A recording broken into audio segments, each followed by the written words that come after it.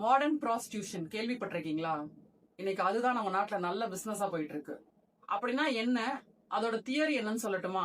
வந்தா சுட்டா செத்தா ரிப்பீட், வந்தா சுட்டா செத்தா ரிப்பீட், வந்தா சுட்டா செத்தா ரிப்பீட், வந்தா சுட்டா செத்தா ரிப்பீட். இந்த மாதிரி கல்யாணம் பண்ணணும், புள்ள பெத்துக்கணும், டிவோர்ஸ் வாங்கணும், லைஃப் டைம்க்கு மெயின்டெனன்ஸ் டிமாண்ட் பண்ணணும். கல்யாணம் பண்ணணும், புள்ள பெத்துக்கணும், டிவோர்ஸ் வாங்கணும், லைஃப் டைம்க்கு மெயின்டெனன்ஸ் டிமாண்ட் பண்ணணும். இதுதான் இந்த மாடர்ன் ப்ராஸ்டியூஷன். அவங்க யாருங்கிறத நான் சொல்ல விரும்பல. ஆனா வீடியோ பாக்குறவங்களுக்கு நான் யாரை பத்தி பேசுறேங்கிறது புரியும். ஒரு பிரபலமான சமையல்காரர் தன்னை ஏமாத்தி கல்யாணம் பண்ணி குழந்தை கொடுத்து இப்ப விட்டுட்டு போயிட்டாருன்னு கடந்த சில மாதங்களுக்கு முன்பு அவர் மேல அக்யூசேஷன் வச்சிருந்தாங்க.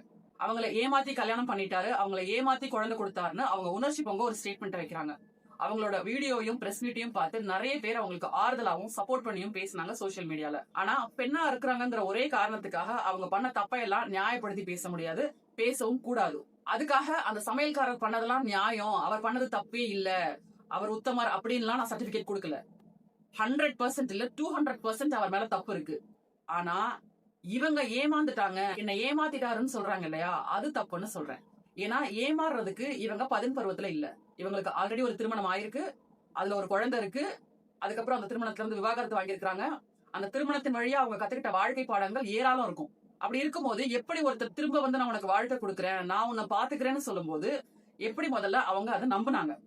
ஓகே, அவங்களுக்கு ஒரு ஆறுதல் தேவை, அவங்களுக்கு ஒரு சப்போர்ட் தேவைன்னு நினைச்சாலுமே முறைப்படி அவரு விவாகரத்து ஆனவரான்னு தெரிஞ்சுக்காம உறுதிப்படுத்தாம மறுபடியும் ஒரு திருமண பந்தத்துக்குள்ள போகலாம்னு எப்படி நீங்க முடிவு பண்ணீங்க? இது அவங்களுக்கு ஏமாறுறதுக்கான வயசும் இல்ல, உலகம் தெரியாத பொண்ணும் இல்ல. சினி இண்டஸ்ட்ரியில செலிபிரிட்டிஸ்க்கு இருக்கிற டாப் 10 ஃபேஷன் டிசைனர்ல இவங்களும் ஒருத்தவங்க அப்படின்னு இவங்களே சொல்லியிருக்காங்க. அப்படி இருக்கும்போது இவங்க எப்படி உலகம் தெரியாம இருந்தாங்க?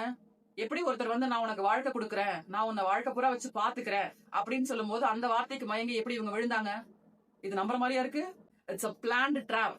இப்படி தன்னை ஏமாத்தினதாவும் தான் ஏமாந்துட்டதாவும் சொன்னவங்க 6.5 லட்சம் ரூபாய் மாசம் மெயின்டெனன்ஸ் கேட்டிருக்காங்க. அவங்களுடைய மருத்துவ செலவு, வீட்டு வாடகை, இதர செலவுகளுக்கு. இன்னைக்கு நம்ம நாட்டுல இருக்கிற முக்காவாசி பேருடைய ஆண்டு வருமானமே 6.5 லட்சம் இருக்காது. அதனாலதான் இதுக்கு பேர் மாடர்ன் ப்ராஸ்டியூஷன் சொல்றேன். ஒரு பொண்ணா இருந்துட்டு நீ ஒரு பொண்ணுக்கு எதிராக அப்படி பேசுறீங்க அப்படின்னு நீங்க கேட்கலாம். இதே மாதிரி ஒரு சம்பவத்தை உங்களுக்கு நான் ஞாபகப்படுத்த விரும்புறேன். ஒரு 2-3 வருஷத்துக்கு முன்னாடி அர்ணவ், திவ்யா அப்படிங்கிற 2 பேரு. அர்ணவுக்கு கல்யாணம் ஆகல, திவ்யாக்கு கல்யாணம் ஆகி முதல் திருமணத்தின் வழியா ஒரு குழந்தை, அவங்க டிவோர்ஸ் ஆகிட்டாங்க. அப்ப அந்த விஷயத்தை பத்தி நான் பேசும்போது நான் முழுக்க முழுக்க திவ்யாவுக்கு ஆதரவா தான் பேசினேன். ஏன்னா நியாயம் திவ்யா பக்கம் இருந்தது. இதே மாதிரி இன்சிடென்ட் தான். என்ன, இப்ப இவங்க ஏமாத்திட்டாருன்னு சொல்ற அந்த சமையல்காரருக்கு ஆல்ரெடி கல்யாணம் ஆகி 2 பசங்க இருக்கிறாங்க. அர்ணவுக்கு கல்யாணம் ஆகல, திவ்யாக்கு மட்டும்தான் ஆயிருந்தது. அது அர்ணவுக்கு தெரிஞ்சு அர்ணவ் அவங்களை கல்யாணம் பண்ணிக்கிட்டு அவங்க கன்சீவா இருக்கும் போது அவங்களோட பிரச்சனை பண்ணி ஏமாத்தி விட்டுட்டு போயிட்டாரு. அப்ப நம்ம பேசினது திவ்யாக்காக மட்டும்தான் பேசணும். திவ்யா பக்கம் நியாயம் இருந்தது. அப்படி அர்ணவால ஏமாற்றப்பட்ட திவ்யா எனக்கு மாசம் இவ்வளவு மெயின்டெனன்ஸ் வேணும், இவ்வளவு செட்டில்மெண்ட் வேணும், அவரை என்னோட சேர்த்து வைங்கன்னு எந்த டிமாண்டும் வைக்கல. நீ என்னை ஏமாத்தினியா, நான் வேணான்னு நினைச்சியா, எனக்கும் நீ வேண்டாம். அவர் பண்ண தப்புக்கு லீகலா ஆக்ஷன் எடுத்து அவரை ஜெயில் வரைக்கும் அனுப்புனாங்க. அதுக்கப்புறம் அவங்களுடைய லைஃப அவங்களே சர்வைவ் பண்ணி 2 குழந்தைங்களையும் பார்த்து இன்னைக்கு அவங்க சிங்கப்பெண்ணா வாழ்ந்துட்டு இருக்காங்க. அப்படி இருக்கிறவங்களுக்கு சப்போர்ட் பண்ணலாம். ஆனா இவங்க ஏமாந்துட்டேன்னு சொல்றதெல்லாம் ஏத்துக்கவே முடியாது. இதுல ஒரு யூடியூப் சேனலுக்கு பேட்டி கொடுக்கும் போது ரொம்ப ஆக்ரோஷமா பேசினாங்க. செட்டில்மெண்ட்னு எவனாவது வந்தா செருப்பு கழட்டி அடிப்பேன்னு. அவர் கடன்காரரா இருக்காரு, அவர்கிட்ட ஒண்ணும் கிடையாது அப்படின்னாங்க. ஒண்ணும் இல்லாதவர்கிட்ட இன்னைக்கு எப்படிமா நீங்க மாசம் 6.5 லட்சம் ரூபாய் கேக்குறீங்க? கணவர் விட்டுட்டு போன எத்தனையோ பெண்கள், கணவர் ஏமாத்தின எத்தனையோ பெண்கள், கணவரை இழந்த எத்தனையோ பெண்கள் அவங்க குழந்தைங்கள அவங்க சுய சம்பாத்தியத்துல வளர்த்து ஆளாக்கலையா? படிக்கலனாலும் உழைப்பால முன்னேறி அவங்க பசங்களை இந்த சமூகத்துல ஒரு ஆளாக்கலையா? ஆனா நீங்க வீட்டு வாடகைக்கும் இதர செலவுகளுக்கும் மாசம் மாசம் 6.5 லட்சம் ரூபாய் கேக்குறீங்க. அப்ப இது பிசினஸ் தானே? அந்தாலும் உங்க கூட குடும்பமே நடத்தினாலும் மாசம் 6.5 லட்சம் ரூபாய் செலவு வராதே. அப்ப நீங்க சொகுசா பகுமானமா வாழ்றதுக்கு ஏமாந்துட்டாங்கிற சிம்பத்தி டிராமாவை போட்டு மக்களை ஏமாத்திட்டு இருக்கீங்க. இதுல பெண்ணுங்கிறதுனால உங்களுக்கு எல்லாரும் சப்போர்ட் பண்ணணும். உங்களுக்கு நியாயம் கேட்கறங்கிற பேர்ல யூடியூப் சேனல்ல ஒரு அம்மா உங்களை பேட்டி எடுத்து தன்னுடைய கழுத்து நரம்பு புடைக்க நீதி வேணும், நியாயம் வேணும், ஏமாத்திட்டாங்க, பெண்களுக்கு பாதுகாப்பு இல்லைன்னு ஆக்ரோஷமா பேசினாங்க. ஆனா நீங்க எங்க வந்து நிக்கிறீங்க? மாசம் 6.5 லட்சம் ரூபாய், வருஷத்துக்கு 78 லட்சம். ஏமாத்திட்டாரு, ஏமாந்துட்டேன்னு சொல்ற இவங்க இந்த விஷயத்தை எவ்வளவு கிளவரா ஹேண்டில் பண்ணிருக்காங்கன்னு சொல்லவா? செட்டில்மெண்ட் போனா 1 கோடியோ 2 கோடியோ அது ஒன் டைம்ல முடிஞ்சிடும். ஆனா மந்த்லி மெயின்டெனன்ஸ் போனா நம்ம ஆயுஸ் இருக்கிற வரைக்கும் மாசம் மாசம் 6.5 லட்சம் ரூபாய் அக்கௌண்ட்ல விழுந்துகிட்டே இருக்கும். நம்ம கஷ்டப்பட வேணாம், வேலைக்கு போக வேணாம், உடம்பு அலட்டிக்க வேணாம், வேர்வை சிந்த வேணாம், ஜாலியா படுத்துக்கிட்டு கால் மேல கால் போட்டுக்கிட்டு பிடிச்சதெல்லாம் சாப்பிட்டுக்கிட்டு பிடிச்ச ட்ரெஸ்ஸை வாங்கி போட்டுக்கிட்டு பிடிச்ச இடத்துக்கு போய்கிட்டு பிடிச்ச பேரோட பழகிக்கிட்டு வாழலாம். எப்படி? அடுத்தவன் காசுல. அப்ப இதே மாதிரி அவங்களுடைய முதல் திருமணம் விவாகரத்து செய்யும் போதும் அவங்க மாசம் மாசம் மெயின்டெனன்ஸ் கேட்டிருப்பாங்க. அந்த பாவப்பட்ட ஜீவனும் மாசம் மாசம் மெயின்டெனன்ஸ் அனுப்பிட்டு இருப்பான். அந்த காசு எதுக்கு யூஸ் ஆயிருக்கு? இதை விட பெரிய பிக் ஷாட்டை பிடிக்க யூஸ் ஆயிருக்கு. அவங்க நல்லா ட்ரெஸ் பண்ணிக்கிட்டு பகட்டா ஆடிலையும் பிஎம்டபிள்யூலையும் போனா தானே பிக் ஷாட் எல்லாம் விழுவாங்க. அதே மாதிரிலாம் நடந்திருக்கு, விழுந்திருக்காருல. இப்ப இந்த பிக் ஷாட் கொடுக்குற காசு மாசம் 6.5 லட்சம் ரூபாய் வச்சு இன்னும் பகட்டா வாழ்வாங்க. அதை வச்சு இதை விட பெரிய பிக் ஷாட்டா துபாயிலயோ லண்டன்லயோ சிங்கப்பூர்லயோ இதை விட பெரிய பிக் ஷாட்டா பிடிச்சு இப்படி போய்கிட்டே இருப்பாங்க. அப்ப இது நல்ல பிசினஸ் தானே? அதனாலதான் இதுக்கு பேரு மாடர்ன் ப்ராஸ்டியூஷன் சொல்றேன். பெண்களுக்கு சட்டம் சாதகமா இருக்குங்கிற காரணத்தினாலேயே நிறைய பெண்கள் அதை பயன்படுத்தி சிம்பத்தி டிராமா கிரியேட் பண்ணி பல பேருடைய வாழ்க்கைய சின்னாபின்னமாக்கிட்டு இருக்காங்க. நான் பேசுறது அந்த சமையல்காரருடைய முதல் மனைவி, அபிஷியல் வைஃப் அண்ட் குடும்பத்தை பத்தி பேசுறேன். நிறைய பேர் அவங்களையுமே கோபமாவும் அவதூறாவும் பேசுறீங்க. அவங்க கணவருக்கு அவங்க சப்போர்ட் பண்றாங்க, அவங்க கணவருக்கு அவங்க துணையா நிக்கிறாங்கன்னு. ஏங்க, தொடுப்பா வந்தவங்களே தனக்கு உரிமை வேணும்னு போராடும் போது ஊரறிய கல்யாணம் பண்ணி அபிஷியலா ஒய்ஃபா இருக்கிறவங்க எப்படிங்க விட்டுருவாங்க? ஏன் விடணும்? ஃபர்ஸ்ட் ஒண்ட வந்த பிடாரி ஊர் பிடாரிய விரட்டுற மாதிரில அது. அவங்க கணவர் அவங்க தண்டிக்கிறாங்க, ஏத்துக்கிறாங்கிறது அவங்க 2 பேர் சம்பந்தப்பட்ட விஷயம். ஆனா அவங்க இதுதான் பண்ணணும், அவங்க கணவரை எதிர்க்கணும், அவங்க கணவரை விட்டு அவங்க விலகணும், அவங்க கணவர் வேணான்னு தூக்கி போடணும் அப்படின்னு நம்ம சொல்ல முடியாதுல்ல. தூக்கி போட்டா யாருக்கு வசதி? இந்த மாடர்ன் ப்ராஸ்டியூஷன் பிசினஸ் பண்றவங்களுக்கு வசதி.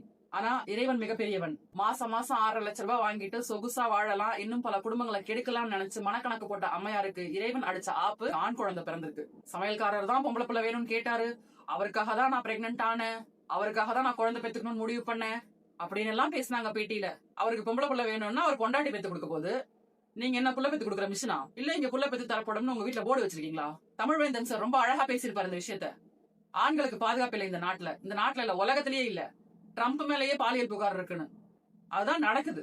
எவன்டா சிக்குவான், எவன் மேல ஏறி சவாரி செய்யலாம், எவனை வச்சு வாழ்க்கைய வாழலாம், எவன் காசுல வாழலாம் இப்படின்னு ஒரு கூட்டம் தெரியுது. உண்மையாவே அவங்க நல்லவங்களா இருந்திருந்தா, யோகியமானவங்களா இருந்திருந்தா, அவங்க பண்ண லவ் உண்மையா இருந்திருந்தா இன்னைக்கு இந்த டிமாண்ட வச்சிருக்க மாட்டாங்க. எனக்கு எதுக்குடா உன் காசு? நான் படிச்சிருக்கேன், என்கிட்ட திறமை இருக்கு, என்னால சம்பாதிக்க முடியும், நீ வர்றதுக்கு முன்னாடியும் என் வாழ்க்கையை நான் தான் பாத்துக்கிட்டேன், இதுக்கப்புறமும் நான் சம்பாதிச்சு என் பிள்ளைங்களை பாத்துக்கிறதுக்கான திராணி தைரியம் எனக்கு இருக்கு அப்படின்னு தானே சொல்லியிருக்கணும். ஆனா இந்த அம்மா எப்படி சொல்லும்? இதோட பிளானே நல்லா பணக்காரனா பார்த்து வளைச்சு போட்டு அவங்க கிட்ட இருந்து மாசம் மாசம் ஒரு லம்சம் அமௌண்ட் வாங்கி நல்லா சுகபோகமா நம்ம வாழணும் ஆயுசுக்கும் அப்படிங்கிறது தானே இதோட திட்டமா இருந்திருக்கு. மங்கையராய் பிறப்பதற்கே மாதவம் செய்திடல் வேண்டுமம்மான்னு பாடினாங்க. எதுக்கு? இந்த மாதிரி மாதவம் செஞ்சு பிறந்து வந்து பல குடியை கெடுக்கிறதுக்கா? இதுல இந்த அம்மா பண்ற தப்பையெல்லாம் தட்டி கொடுத்து ஆதரிக்கிறது இதை பெத்த அம்மா. இதெல்லாம் ஒரு பொழப்புன்னு குடும்பமா சேர்ந்து செய்றீங்க. நான் ஃபைனலா இந்த வீடியோல ஒரே ஒரு விஷயத்த சொல்லணும்னு நினைக்கிறேன். சமையல்காரர் தரப்பு இந்த வீடியோவை பாத்தீங்கன்னா பார்த்து டிசைட் பண்ணுங்க. உங்ககிட்ட மாசம் மாசம் 6.5 லட்சம் ரூபாய் மெயின்டெனன்ஸ் கேட்டிருக்காங்க. குழந்தை உங்களுடைய வாரிசா இருந்தா அந்த குழந்தைய பார்க்க வேண்டியது உங்களுடைய பொறுப்பு. அந்த குழந்தைக்கான செலவு வாழ்நாள் முழுக்க அந்த குழந்தையோட படிப்பு, மருத்துவம், திருமணம் எல்லா செலவையும் நீங்க ஏத்துக்கோங்க. அந்த குழந்தைக்கு என்ன செலவாகுதோ, அந்த குழந்தை என்ன படிக்கணும்னு நினைக்குதோ, எப்படி வாழ்க்கையை அமைச்சுக்கணும்னு நினைக்குதோ, அதுக்கு என்ன செலவாகுமோ அதை முழுக்க முழுக்க நீங்க ஏத்துக்கோங்க. குழந்தை உங்களுடையது. அந்த குழந்தைக்கு பொறுப்புதாரி நீங்க. அந்த குழந்தைக்கு மட்டும்தான் பொறுப்புதாரி நீங்க. அதுக்குத்தான் இறைவன் அடிச்ச ஆப்புன்னு சொன்னேன். பொம்பளை பிள்ளைன்னா சிம்பத்தி கிரியேட் பண்ணி பொம்பளை பிள்ளை வச்சிருக்கா கஷ்டப்படுறா, பொம்பளை பிள்ளை வச்சிருக்கா கஷ்டப்படுறான்னு சிம்பத்தி கிரியேட் பண்ணி வாழ்ந்துடலாம்னு அதை நினைச்சிருக்கோம். ஆனா ஆண் குழந்தை பிறந்திருக்கு. அந்த குழந்தை எந்த குறையும் இல்லாம தன்னுடைய வாழ்க்கையை வாழ்றதுக்கான எல்லா ஏற்பாடுகளையும் நீங்க செஞ்சு கொடுங்க. ஏன்னா நீங்க செஞ்ச தவறால ஒரு குழந்தை பாதிக்கப்படக்கூடாது. ஆனா பணத்தாசை பிடிச்ச அந்த பொம்பளைக்கு 10 பைசா கொடுக்காதீங்க. ஏன் இப்படி சொல்றேன்னா, இதை நீங்க செஞ்சீங்கன்னா இதை ஒரு தவறான முன்னுதாரணமா எடுத்துக்கிட்டு பல பெண்கள் ஜீவனாம்சம் வாங்கியே காலத்தை ஓட்டலாம், வாழ்க்கையை வாழலாம்னு கிளம்பிடுவாங்க. அது இந்த சமூகத்துல இருக்கிற குடும்பங்கள்ல நிறைய பாதிப்புகளையும் ஆபத்துகளையும் ஏற்படுத்தும். தொடர்ந்து இணைந்திருங்கள் தீனுல் ஆஹிராவுடன். அஸ்ஸலாமு அலைக்கும்.